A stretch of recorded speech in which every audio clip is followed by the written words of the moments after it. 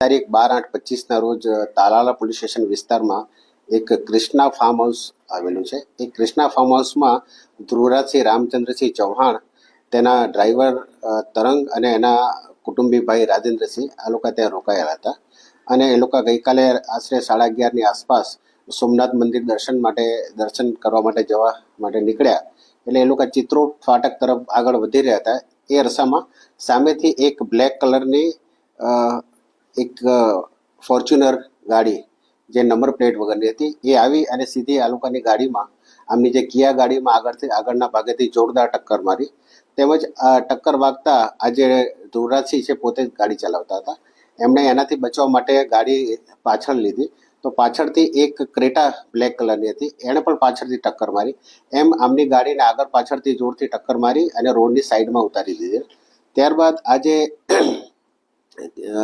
Fortuner ગાડી છે એનો ચાલક ગાડીમાંથી ઉતરેલો અને એણે બુકાની બાંધેલી હતી. એ બુકાની ઉતરી ગઈ તે વખતે ધ્રુવરાજસિંહ એ વ્યક્તિને ઓળખી ગયા કે આ વ્યક્તિ દેવાયત ખાવડ છે.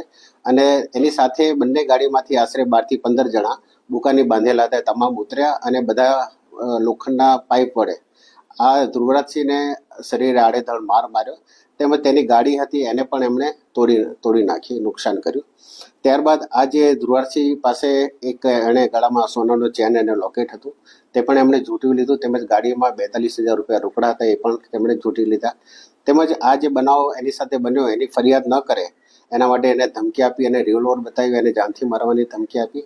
ત્યારબાદ આ તમામ આરોપીઓ પોતાની બંને ગાડીમાં ત્યાંથી જતા રહ્યા હતા. આ ઘટનાની જાણ થતાં સ્થાનિક પોલીસ અને અધિકારી તમામ ત્યાં ઘટના સ્થળે પહોંચી ગયા અને આ જે વિક્ટીમ છે ધ્રુવરાજસિંહ, પોતે સારવાર માટે એમને હોસ્પિટલ ખાતે લઈ ગયા અને તેઓની ફરિયાદ સ્થાનિક પોલીસે જુનાગઢ ખાતે એમની સારવાર દરમિયાન લઈ અને દાખલ કરવામાં આવી છે.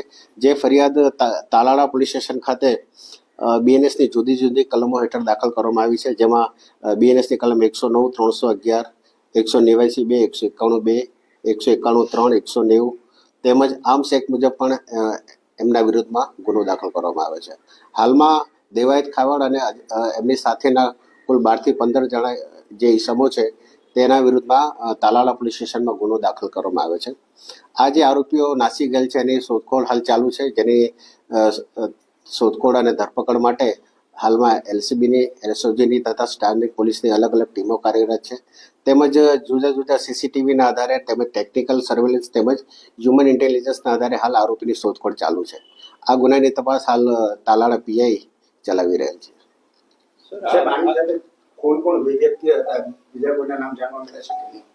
હાલમાં અમારી પાસે પ્રાઇમરી અમુક નામ આવ્યા છે, પણ એ બાબતે હાલમાં હજી તપાસ ચાલુ છે. આજે એમાં BNSની 109, 311, 189(2), 191(2), 191(3), 190, 351(3), 118(2), 118(1) તેમજ આર્મ્સ એક્ટની કલમ લગાડવામાં આવી છે. સર, આ યુવરાજસિંહને મારવા માટે દેવાયત ખાવડ દ્વારા પૂર્વાયોજિત કાવતરું કહી શકાય કે આમાં એવું છે કે જે ધ્રુવરાજસિંહ છે એમણે અગાઉ પોતાના ત્યાં એક ડાયરાનો કાર્યક્રમ આયોજન કરેલો હતો.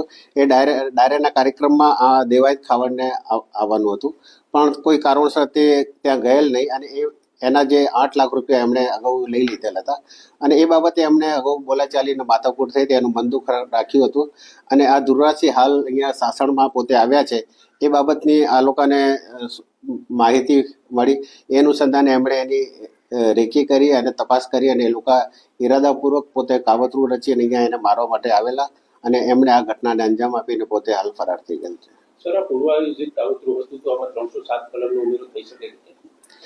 હાલમાં એ પોલીસે એ કલમ ઉમેરી અને એ મુજબ જ ગુનો દાખલ કર્યો છે. આરોપીને પકડવા માટે આપણે કોઈ ટીમો કે કંઈ બનાવી છે? હાલમાં અમારી LCB, SOG, સ્થાનિક પોલીસની જુદી જુદી ટીમો અલગ અલગ જગ્યાએ કાર્યરત છે. તેમજ અમારા જે હ્યુમન ઇન્ટેલિજન્સ છે, ટેકનિકલ સોર્સ છે, તેમજ જુદા જુદા CCTV ચેક કરીને હાલમાં આરોપીની ધરપકડની કાર્યવાહી ચાલુ છે. સર, આરોપીના અનેક બીજા કંઈ ગુના છે કે ગુનાહિત પ્રવૃત્તિમાં આરોપી? હાલમાં જે આ દેવાયત ખાવડ છે એના વિરુદ્ધ અગાઉ રાજકોટમાં એક ગુનો દાખલ થયેલો છે, એવી વિગત હાલ સામે આવી છે. સર, આ અમને રેકી કરતા હતા, કઈ રીતે ખબર પડી શાસનમાં છે, કઈ સોશિયલ મીડિયાના માધ્યમથી ધમકી આપવામાં આવી છે, કઈ ગતરાથી આ ધ્રુવરાજસિંહ છે એને પોતાના સોશિયલ મીડિયા પર એક એને એકાઉન્ટમાં એક મેસેજ આવેલો કે આ બાજુ આવવામાં ધ્યાન રાખજો, તમને ખાવડ અડી જશે, એ ટાઈપની એક એને પોસ્ટ આવી હતી. એના ઉપરથી એને લાગ્યું કે એને રેકી થઈ રહી છે અને હાલ એના પાછળ કોઈ માણસ આવવા લાગેલા છે. બરાબર?